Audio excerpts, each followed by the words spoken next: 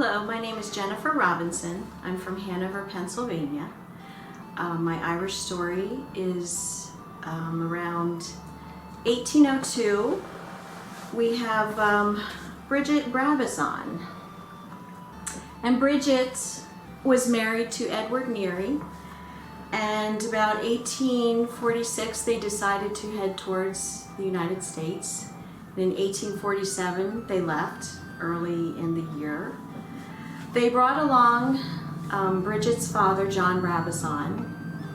He would have been about 80 years old. Brought along their 6 children. And we all know it was the Great Famine of 1847. We know that they were headed towards Quebec, and they were the first, in part of that first wave of, there was a terrible typhus going around, and they started calling them the coffin ships. And they were part of that first wave of landing in Quebec. Do we set up hospitals? Do we set up tents? And they started building all of these onshore tents to hold as many of these people as possible. They're coming off the ships, they're getting sick, and people are dying. So during the journey of the Irish ship, grandfather John passed away and was buried at sea. And we do know that from a record. And plus it's part of the family history. And Father Edward Neary, who was the teacher of the family and teacher in Elphin, Ireland, passed away on the shore of Quebec. I'm sorry, it chokes me up, because I can't imagine what Bridget went through watching her husband and 4 of her children die in a matter of 4 or 5 days. And their bodies are not buried anywhere. There was 7,000 people who died on that shore. And they're in a mass burial grave, and there's just a memorial there.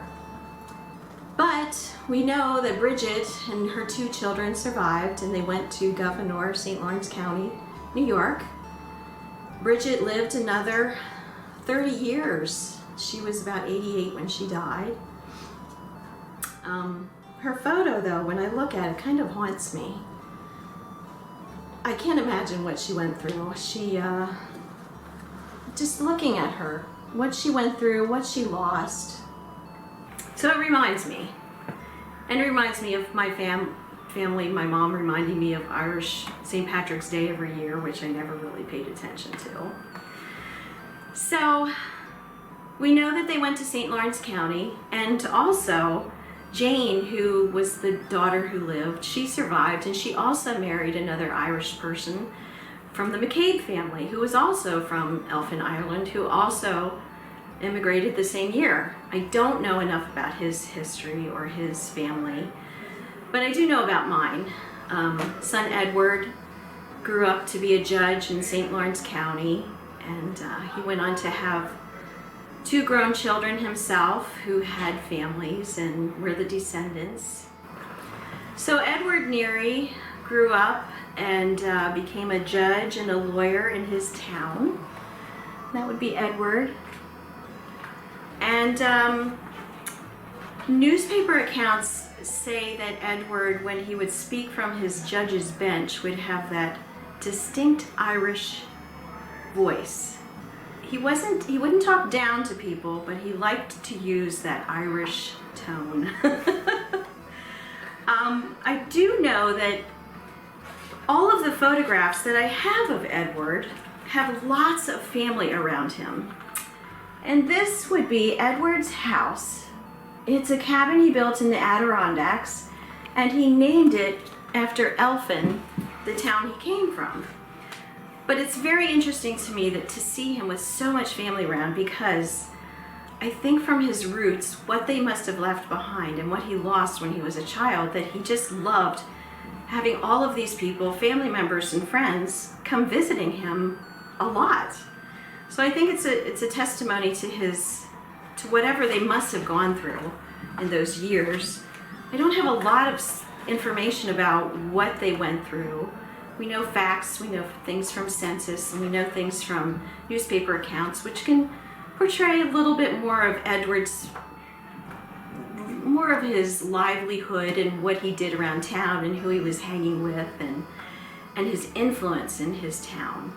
And I think that his Irish influence was definitely something that he wanted to leave behind.